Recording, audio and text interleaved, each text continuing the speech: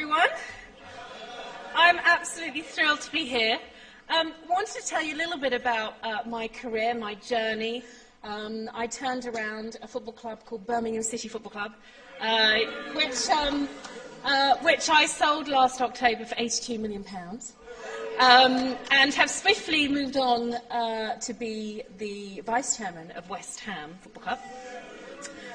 So I want to tell you a little bit about football. But for me, really, it all started my career in football when I saw a little advert in the Financial Times. And this advert said, "Football club for sale." I thought it was very interesting. So I phoned up and I got the details. And I went to my chairman and I said, "There's this football club for sale in Birmingham called Birmingham City Football Club. Why don't you buy it and let me go and run it?" He said, "Football, Karren? Very male-dominated business. You're going to have to be twice as good as the men to be thought as even only half as good." I said, "Well, luckily that's not difficult."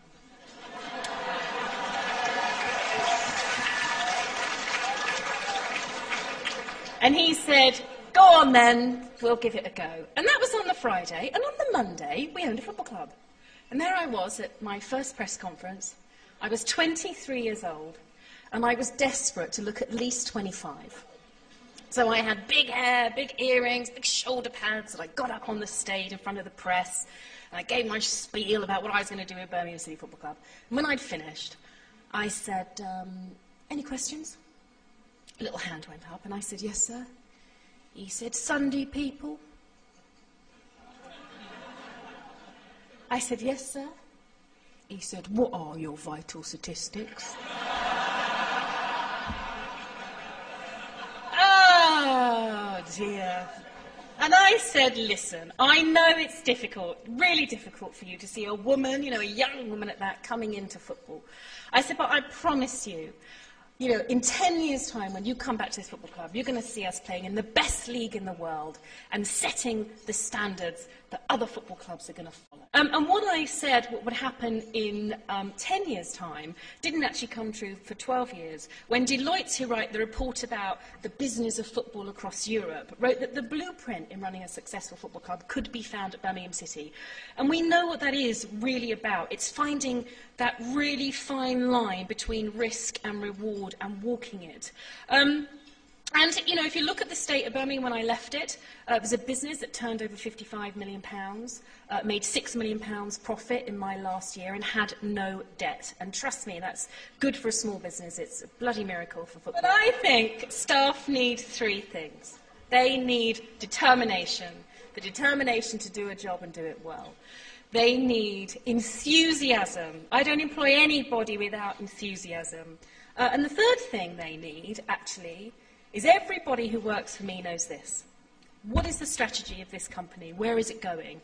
And what is my individual role in delivering that strategy? And if the company is a success and I'm a success, what is my reward? We say in football that the 5 most important words in the English language are "what's in it for me?" And that's a philosophy that runs through. Really, to assess how motivated people are is just look at your annual sick leave. Because annual sick leave tells you all you need to know about how motivated the people are who work for you. And when I left Birmingham last year, in 2009, I think it was the 3rd or 4th year we would have won an award, and I think it's from HR Weekly. Annual sick leave at Birmingham, 1/4 of 1 day a year. Now, bear in mind we work 6 days a week, and bear in mind that we don't make anything, we don't produce anything, we just have people. And on one hand, I've got an 18-year-old who works in my ticket office and can earn a maximum of £15,000 a year. And on the other hand, I have an 18-year-old footballer who trains for 45 minutes a day, might play the odd match, not that I'm bitter or anything, and he will get £15,000 a week. Now, the 18-year-old who earns £15,000 a year can't imagine what it's like living with £15,000 a week, and trust me, the 18-year-old footballer has no idea how people live on £15,000 a year. So how do you motivate them both in the same organisation to make them make the contribution that is needed to have that philosophy where everyone has to do everything to ensure the business is a success? And at Birmingham, I did it by having that philosophy and by teaching people the necessity of working with others, that great thing called teamwork. Because the 18-year-old ticket office doesn't have a job if the 18-year-old on the pitch isn't scoring goals, and the 18-year-old on the pitch doesn't play in front of anybody unless we're selling tickets. And that meant that I integrated my entire business. So everyone knew everything about our business, what was wrong with it, what needed improving, who was in which role. And through those things, we started to change the business. We worked at the bottom, we ploughed our way up, we gave people the motivation, the desire, the passion to believe in what they did. Because one of the hardest things to change at any organisation is the culture, and give that culture that can-do attitude. Directness, and I deal good with directness. I like to know where I stand.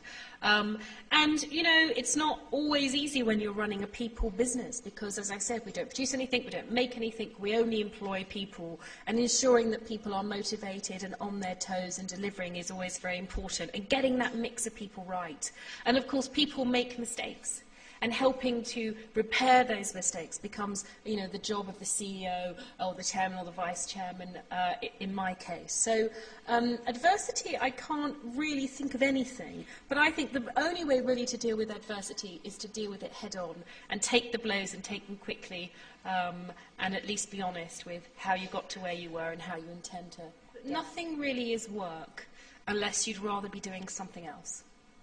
And I think if you're doing a job when you'd rather be doing something else, it is too much like hard work and you don't want to do it. And I think in life, if you can find a balance of doing the things that you have to do, the things you really want to do, then that's a unique balance. And that's what keeps me sane anyway. Thank you so much. I really enjoyed it.